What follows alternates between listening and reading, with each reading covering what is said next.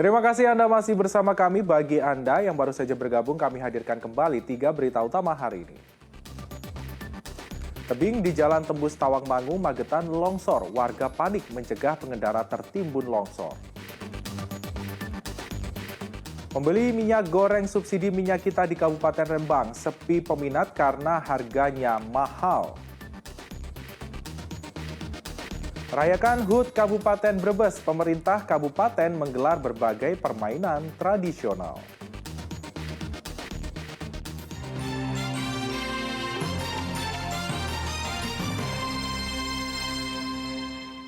Seorang anggota Satlantas Polres Brebes ditemukan tewas gantung diri di Pos Lantas Pertigaan Brebes Timur. Penemuan anggota polisi itu terungkap saat rekannya hendak masuk pos usai bertugas menjaga lalu lintas.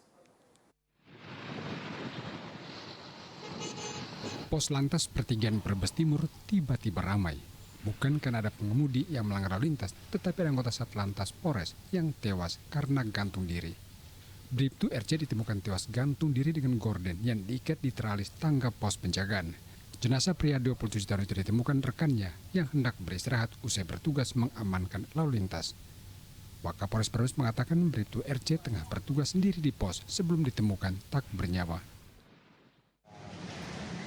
Satlantas Polres Brebes yang meninggal atas nama Riko Cahyono. Di mana itu, Dan? Itu di Pospol Brexit Brebes. Untuk yang mengetek pertama anggota lain apa gimana? Kebetulan yang menemukan anggota utama.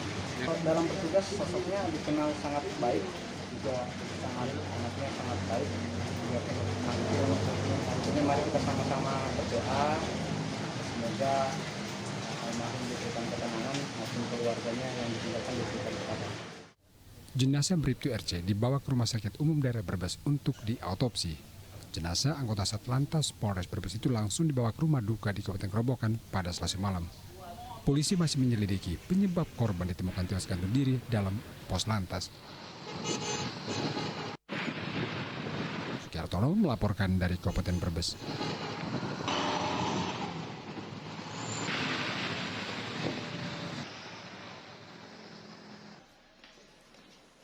Kita beralih ke informasi lain, sejumlah pedagang minyak goreng di Kabupaten Boyolali mengeluh karena minyak goreng subsidi minyak kita belum juga tersedia. Begitu juga pedagang di Kabupaten Pemalang yang sudah 3 bulan terakhir kesulitan mendapatkan stok minyak kita.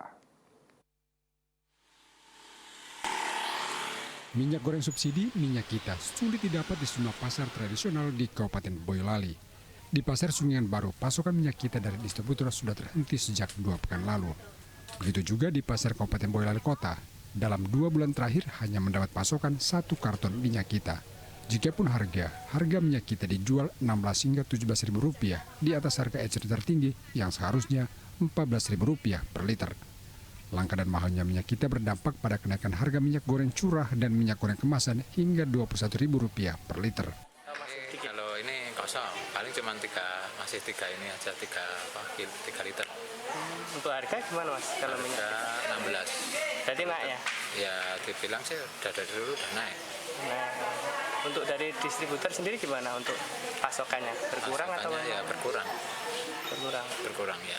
Kira-kira apa sih Mas sebabnya kok pasokan minyak subsidi berkurang? Ya mungkin sekarang minyak kan katanya kan udah nggak aktif lagi yang minyak kita. Ya merasa susah, orang kecil hasilnya cuma sedikit, mau beli apa-apa mahal Mas.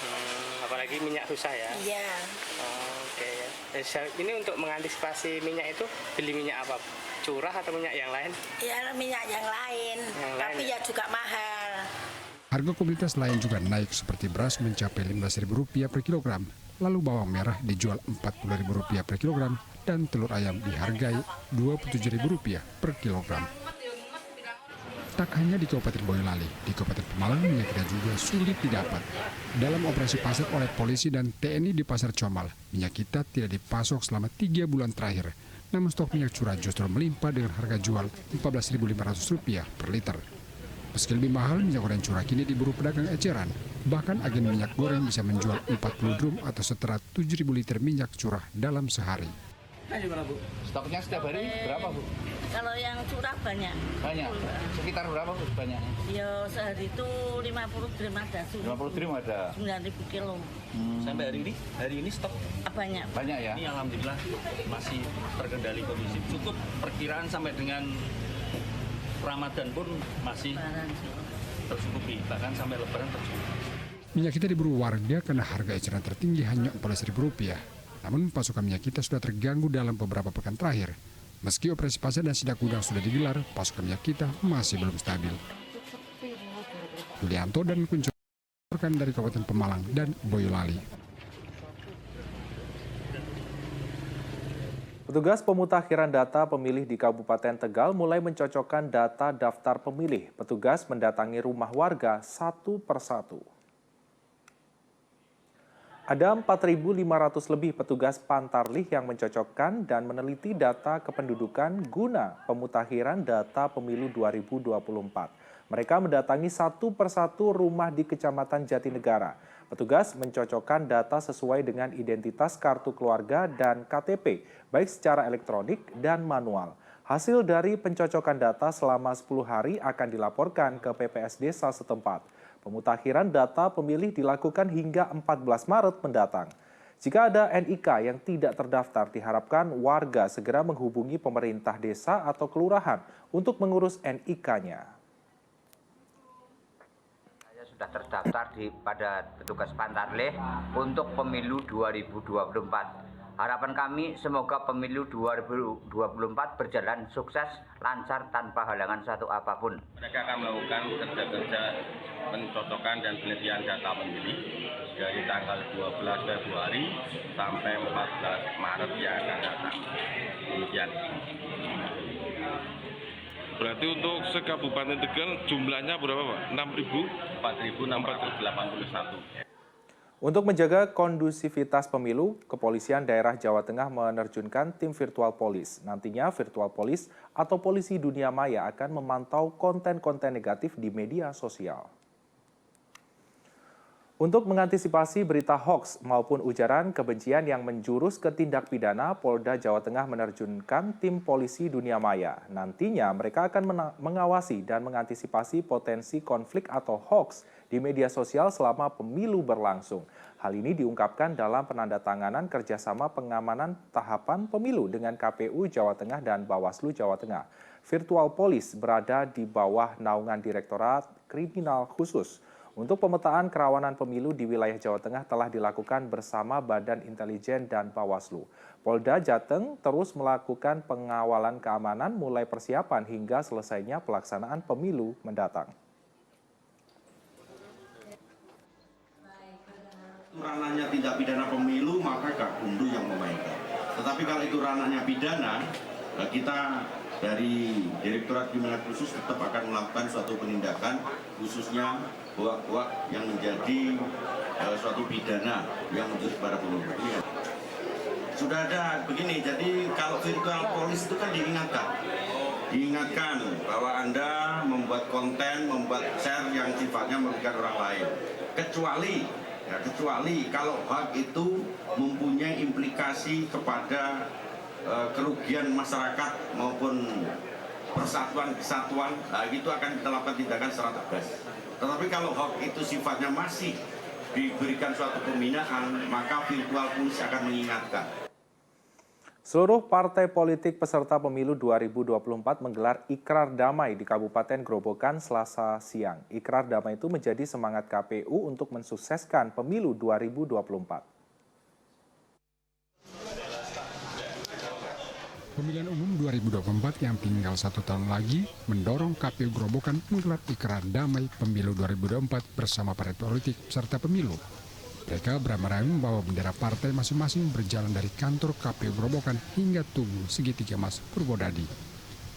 Seluruh peserta pemilu beramai-ramai menandatangani komitmen untuk menjaga kedamaian selama proses pemilu berjalan. Kita diharapkan untuk ikut cari momen di 1 tahun sebelum pencoblosan, hari pencoblosan. Jadi kita ada momen ini ikut kirap, menyambut kirap, dan alhamdulillah tadi ada kirap dan ikrar bersama untuk pemilu yang damai dan bermartabat. Ya, tujuannya begini, satu, kita memperingati, ya, maksudnya menyiapkan kita kurang setahun lagi untuk pemilu. Pemilu serentak akan digelar 14 Februari tahun 2024 mendatang. Saat ini masuk dalam proses pemutahiran data pemilih dan penyusunan daftar pemilih tetap. Arif Nur melaporkan dari Kabupaten Gerobokan. Pemerintah Kota Tegal menggandeng semua pihak dalam program rembuk stunting. Angka stunting di kota ini memang masih tergolong tinggi. Rembuk turunkan angka stunting dilakukan di Kampung Keluarga Berencana Central of Excellence (COE), Semarang Karya di Kelurahan Panggung, Kecamatan Tegal Timur, Kota Tegal. Rembuk penurunan angka stunting melibatkan semua unsur dari tingkat RW. Rembuk stunting diharapkan menurunkan angka stunting di Kota Tegal. Diketahui target Wali Kota Tegal, Dedi Yon Supriyono, pada tahun 2019-2024. Penurunan prevalensi stunting Kota Tegal hingga 4,55% di tahun 2024 mendatang. Dan pemberantasan stunting yang memang stunting di Indonesia juga cukup tinggi, luar biasa. Kampung KB ini ada kerjasama antara masyarakat dan dari pemerintah untuk menurunkan stunting dan memberdayakan wanita, dan juga untuk masalah-masalah kesehatan juga.